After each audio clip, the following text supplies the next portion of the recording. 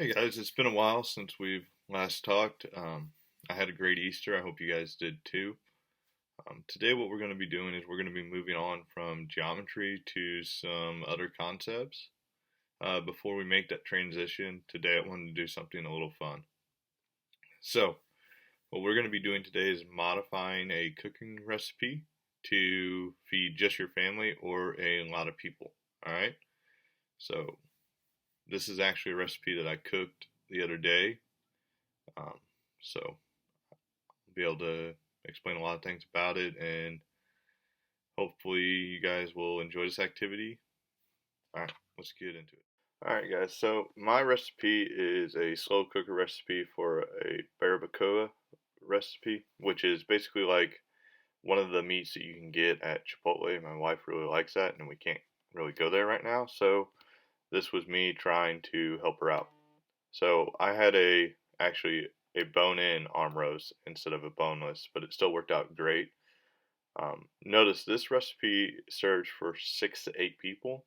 Well, I don't have that many people in my house, so we're gonna modify it down to feed 3 to 4 people. All right, and I'm gonna show you guys how to do that real quick. All right, so to modify this recipe down, if I want to go from serving 6 to 8 people down to 3 to 4, well, that actually is just going to be half of what I have. So to do that, I'll times 6 or 8 times 1/2, and I'm going to get 3 to 4 servings instead of 6 to 8. So then now I'd have to go down through all of my ingredients and do the same thing. So, table of vegetable oil down to half, so on and so on and so on.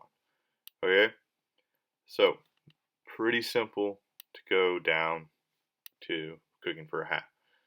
Alright, it's not too complicated, just gotta take your time and make sure you do it for all ingredients.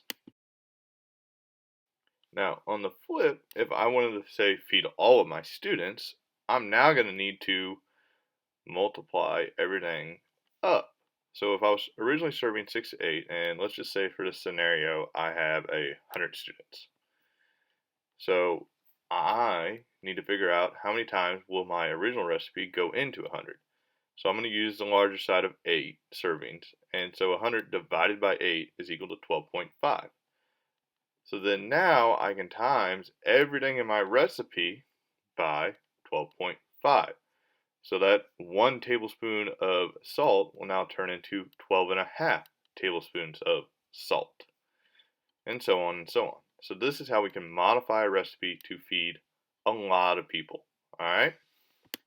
Alright, so for your challenge today, what I want you guys to do is find your own recipe and to modify it to feed just your family, and then also modify it to feed a large amount of people.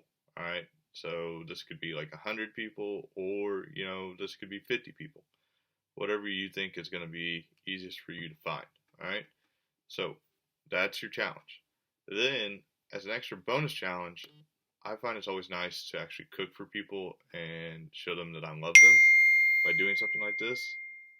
So, something I would suggest is actually cooking the recipe that you find for your family. Alright? I think you'll get a lot of enjoyment out of it, and your family will get a lot of enjoyment out of it by getting to eat something that you have made for them. Okay? Obviously, don't go cooking on your own. Get a parent to help you out if it requires cooking, but there are recipes that don't require cooking, like no-bake cookies, all right, or making a fruit tray or something like that. You guys can do whatever you want. I would love to see pictures of the recipes you choose, and if you made the dish, what it looked like when you finish. All right, good luck, guys. Have fun with this. See you tomorrow.